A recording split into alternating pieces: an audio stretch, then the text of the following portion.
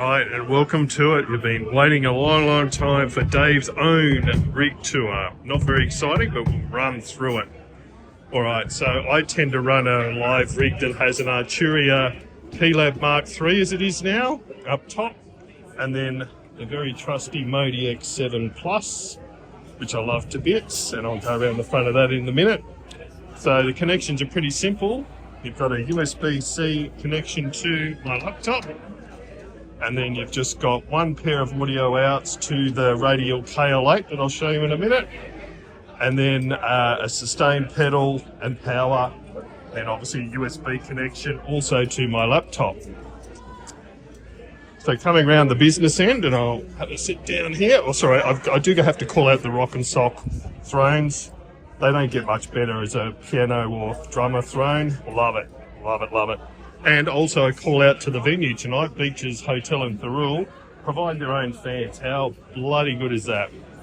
All right, so the business end.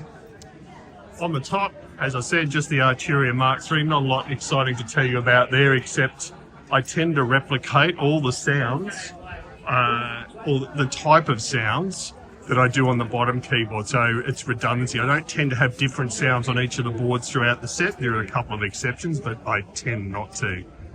And then obviously we've got the Modi X7 Plus. I upgraded from a Modi X7 that I love to bits and gigged heavily with. Just that little bit of extra memory's probably been a little bit handy. And there's a sneak preview of tonight. A bit of yacht rock, except in a hard rock. For those that know the Saxon version of Ride on the Wind, that's more like what we play. So then we've got the business end as far as technology goes.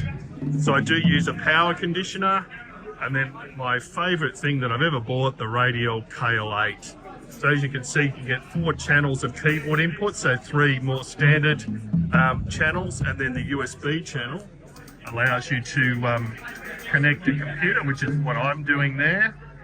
And then most importantly, because I use in-ear monitors, that auxiliary button there allows me to mix the front of house mix I get into the back of the KL8 with the inputs from my keyboards through that headphone jack. So I actually use Westone in-ear monitors, but I use them hardwired. I don't need to move around that much, so I don't need wireless monitors, so they are hardwired in.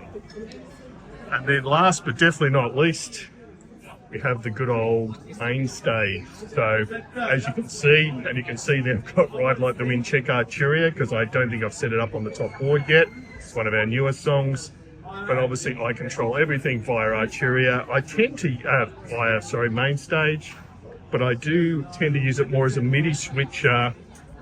So I obviously have all the MIDI codes. God, you'd think I'd know this. The MSB and the LSB codes that send through. So each time I select a song, just like heaven, and it switches automatically. So I just literally use the down arrow key as we're working through the set.